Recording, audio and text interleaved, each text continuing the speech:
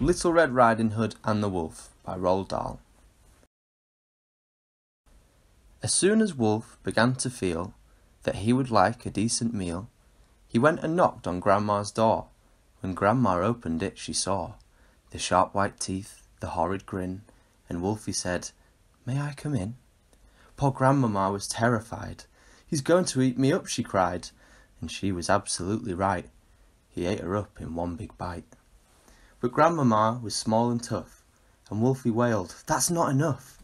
I haven't yet begun to feel that I have had a decent meal." He ran around the kitchen yelping, "I've got to have a second helping," then added with a frightful leer, "I'm therefore going to wait right here till little Miss Red Riding Hood comes home from walking in the wood." He quickly put on Grandma's clothes. Of course he hadn't eaten those. He dressed himself in coat and hat. He put on shoes, and after that, he even brushed and curled his hair, then sat himself in Grandma's chair. In came the little girl in red. She stopped, she stared, and then she said, "What great big ears you have, Grandma." "All the better to hear you with," the wolf replied. "What great big eyes you have, Grandma," said Little Red Riding Hood. "All the better to see you with," the wolf replied. He sat there, watching her, and smiled. He thought, "I'm going to eat this child. Compared with her old Grandmama, she's going to taste like caviar."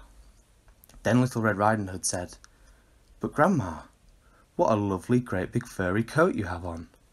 "That's wrong," cried the wolf. "Have you forgot to tell me what big teeth I've got?" "Ah well, no matter what you say, I'm going to eat you anyway." The small girl smiles, one eyelid flickers.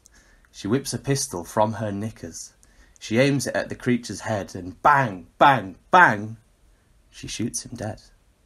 A few weeks later, in the wood, I came across Miss Riding Hood. But what a change! No cloak of red, no silly hood upon her head. She said, "Hello, and do please note my lovely furry wolfskin coat."